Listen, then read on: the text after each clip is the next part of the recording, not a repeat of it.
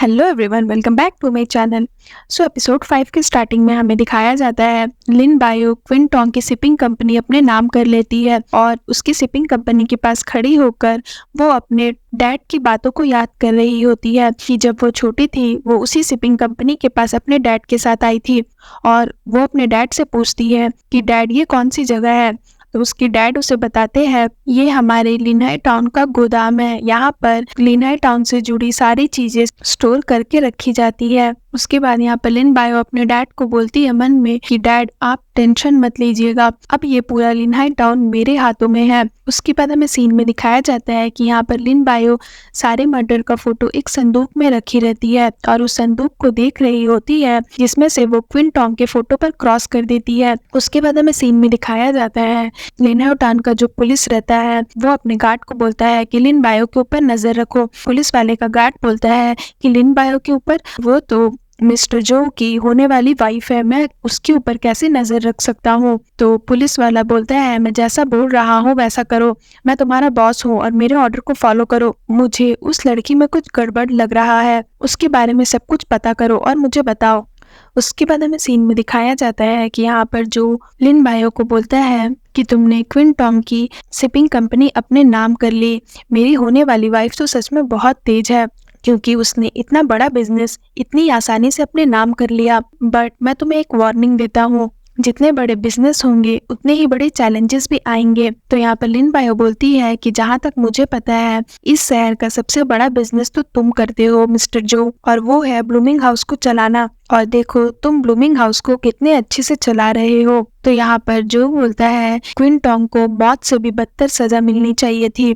मौत तो उसके लिए बहुत छोटी चीज थी क्योंकि लिनहाई टाउन में अफेयर चलाना इतना आसान नहीं है। तो लिन बायो बोलती है क्या तुम मेरे शिपिंग कंपनी में मेरा सपोर्ट करोगे। तो जो बोलता है कि तुमने जो इस कंपनी को अपने नाम किया है इस बिजनेस की वजह से तुम लिनहाई टाउन में बहुत ही जल्दी फेमस हो जाओगी, और अगर तुम सच में मेरा सपोर्ट चाहती हो तो तुम्हें मुझे अपनी सच्चाई बतानी होगी कि तुम आखिर चाहती क्या हो। तो लिन बायो बोलती है कि मैं क्या चाहूंगी, मैं तो बस एक अच्छी वाइफ बनना चाहती हूँ। तो जो बोलता है तब तो ये बहुत ही अच्छी बात है, तुम तो बहुत ही ज्यादा डेडिकेटेड वुमेन लगती हो।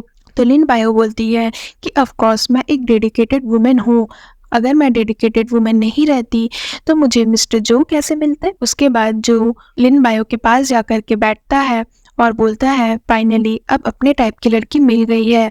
बट जैसे ही वो उसके पास बैठने जाता है लिन बायो उससे दूर चली जाती है और बोलती है हाँ तुमने सही बोला, वैसे मुझे तुम्हारे अगेंस्ट जाके क्या ही मिलेगा, अगर मैं तुम्हारे अगेंस्ट जाऊंगी तो तुम मेरी मदद कैसे करोगी मेरे बिजनेस में। तो यहाँ पर जो बोलता है कि वैसे तुम्हें मैं एक बार और याद दिला देता हूँ कि इस शिपिंग कंपनी को चलाना आसान नहीं होगा क्योंकि मिस्टर मेयर जो है वो बहुत ही बड़े चालाक इंसान है। तो लिन बायो बोलती है कि जो लगता है तुम्हें मेरी बहुत ज्यादा चिंता है। जो उसे बोलता है कि हाँ चिंता होगी भी क्यों नहीं, तुम तो मेरे फैमिली मेंबर हो और अगर तुम इस कंपनी को चलाने में नाकामयाब रही तो लिनहाई टाउन के सभी लोग मेरे बारे में भी तो बोलेंगे कि मैं एक बिजनेसमैन होकर के तुम्हें कंपनी चलाना नहीं सिखा पाया। तो लिन बायो से बोलती है हम लोग बस एक फ्रेंड है तो तुम फ्रेंड की तरह रहो।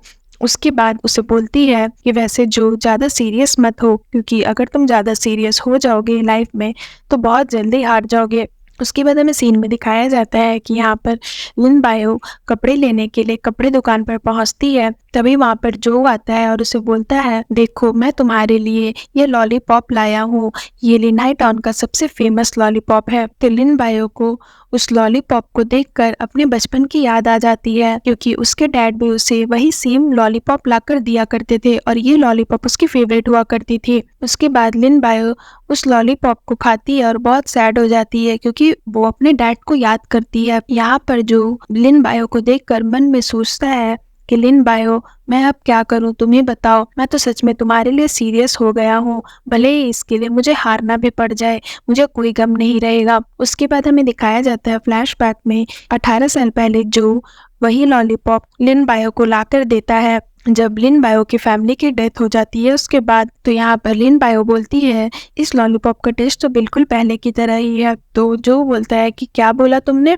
तो लिन बायो से बोलती है कि कुछ नहीं। उसके बाद जो उस कपड़े दुकान के मालिक को बोलता है कि मेरी वाइफ ने जितने भी कपड़ों को टच किया है उन सबको पैक कर दो। उसके बाद लिन बायो बोलती है मैं कोई आम लड़की नहीं हूँ, ये सब हरकतें करके तुम मेरा दिल नहीं जीत सकते। उसके बाद हमें सीन में दिखाया जाता है पुलिस वाले को। वो पुलिस वाला भी उनके मॉम डैड के चारों मर्डर में से एक मर्डर रहता है और वो लिन बायो से मिलने आता है। तो लिन बायो जैसे उसे देखती है उसे फिर से अपने मॉम डैड का याद आ जाता है कि कैसे उसने उसकी डैड को मारा था। यहाँ पर वो उसे ड्रग्स का पैकेट ला करके देता है। तो लिन बायो से बोलती है कि ये सब क्या है डिटेक्टिव यांग। तो वो बोलता है कि हमें पता चला है कि आप जिस शिपिंग कंपनी को चलाती है उसमें आप ड्रग्स भी बेच रही है और मुझे ऑर्डर मिला है ऊपर से, इसलिए मैं उस ऑर्डर को फॉलो कर रहा हूँ। आई होप आपको कोई प्रॉब्लम नहीं होगी। लिनाई टाउन के अपने कुछ रूल्स है, अगर आपको यहाँ पर बिजनेस चलाना ही है तो यहाँ के रूल्स एंड रेगुलेशंस को फॉलो करना होगा। उसके बाद वो पुलिस वाला बोलता है